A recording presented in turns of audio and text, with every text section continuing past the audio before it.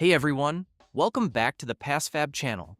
If you have an Excel file that is password protected or someone locked an important sheet you need to access, being locked out is incredibly annoying. In this video, I'll show you how to recover a protected Excel file password using a dedicated tool called PassFab for Excel, which is designed to remove sheet protection or open passwords quickly. First, download and install the software on your computer using the links in the description and open it to see the simple interface. You will see two main options, one to recover Excel files with an open restriction password and another for recovering an editing restriction password. After choosing the type of restriction on your file, click the Add button to import the protected Excel document.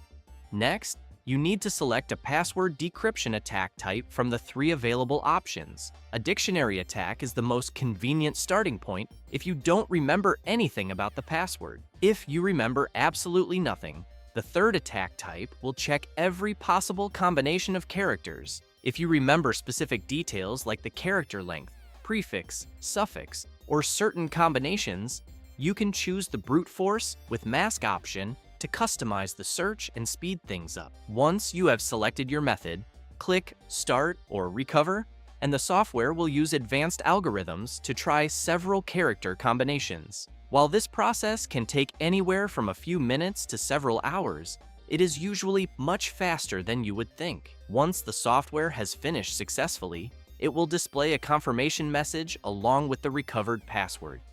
You can then copy this password and use it to open your Excel file immediately. Now, you are free to change, copy, and edit everything in your spreadsheet as if it was never protected in the first place.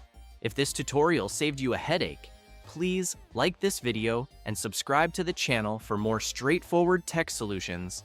Thanks for watching, and see you in the next video.